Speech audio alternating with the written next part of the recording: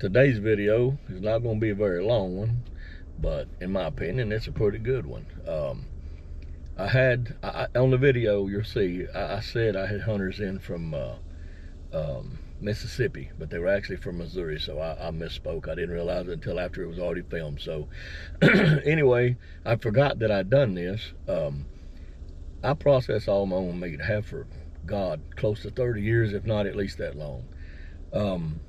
And a lot of people ask a lot of questions. How you do this? How you do that? They want to do it themselves. So I forgot that I'd filmed this, and I'd meant to upload it earlier. So here it is today.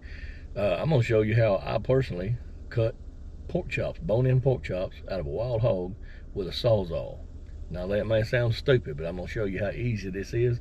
I think it's going to blow your mind. The Cordless Sawzall is a must-have. I carry it everywhere I go because you never know when we're going to go hunt and get something down. So we got to quarter it up, and that Sawzall is a lifesaver. So stick around the end, and I'll tell you a little bit more. Hope y'all enjoy it.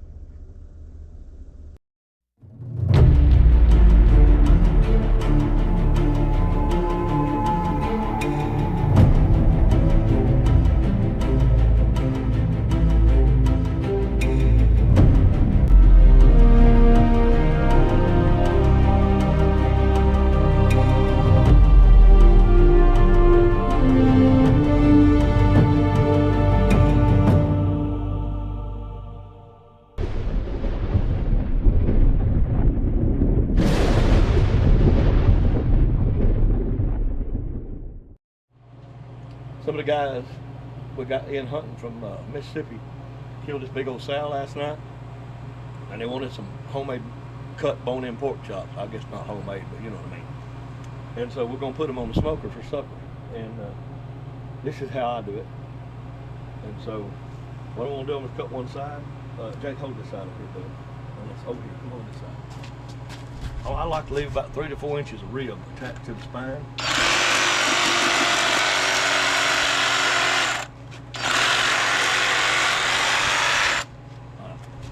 Take the whole shoulder out. Lay it on that table over there, bud.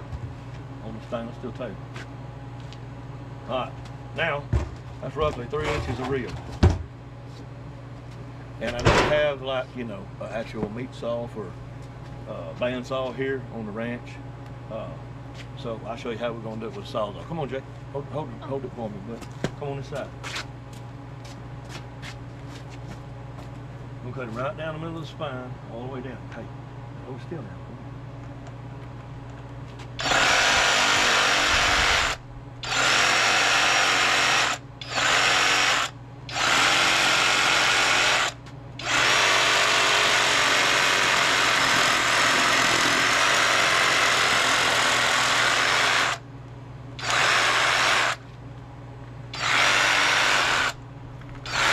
Maybe Facebook won't take this down, let's hope not. Okay. We'll be right back. We're going to cut the camera off and get one side hung back in the cooler, and I need Hunter to help me because he's holding the camera. Alright, hold on to it, Jake. Don't hit the ground, bud. Really got to hold it. Watch yourself. I'm going to cut it off right at the pelvic bone at the base of the hand. Hold on, I'm going to help you. You got to turn it while I can get a hold of it. Turn it this way while I can get a hold of it. Alright, come on. Oh, I didn't expect you to turn it loose, boy. Alright, now we got it on here. You got your back strap and your tenderloin. It's going to leave it in there. And your shoulder strap. And what's left of it. And I count back 5 ribs. And from this far up, you cut them this way and you get country style ribs. Bone in. Some people do the loin cut. I don't like them, they get dry. So basically, you're going to get a ribeye cut and a T-bone cut. And the ribeye cut's going to come from here where the tenderloin's in. We're going to cut it every rib, and we're going to get a pork chop off this bad boy. Put it right there.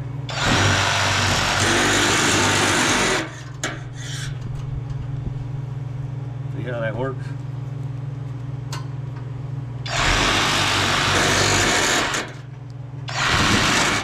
Way better on a bandsaw, but we're in a pinch, we're doing it the redneck engineering. You clean those up, be pretty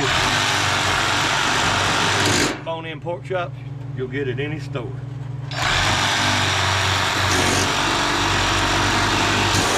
But these are better for you because they're just the way the good Lord made them. Nice and natural. Now I'll cut the rest of them up and we'll wash them off.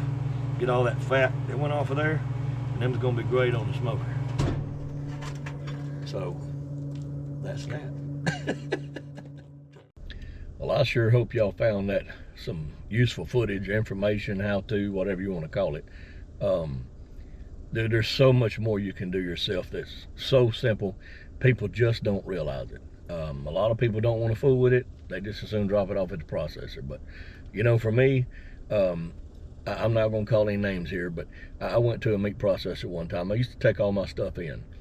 And I swear, as sure as I'm sitting here, I'm telling you the God's truth. I wouldn't lie to you for nothing. The guy had reefer trailers, you know, for frozen or cold foods. 18-wheelers haul them around. Most of them about 52 feet long. Some of them's bigger, I'm sure. But and he was hanging deer and hogs in there. And it had rained, and there was so many deer and hogs coming in. It was just, the guy had more work than he could do. And this is what ruined it for me, taking it to any processor ever again. When I got there were animals laying out on the ground. It wasn't that cold outside either. Laying in mud holes because it had rained and they couldn't get them up out of the ground, off the ground fast enough. And when you open the walk-in, the doors on the big reefer trailer, man, the stink just reached out there and slapped you upside your head when you open them doors. It was pathetic. And I thought, there is no way. And I had another guy one time tell me he cut meat for a processor. Not everybody's this way. Please don't take it that way. I'm not putting anybody down. This was just an experience that turned me off to it, and I started doing my own stuff.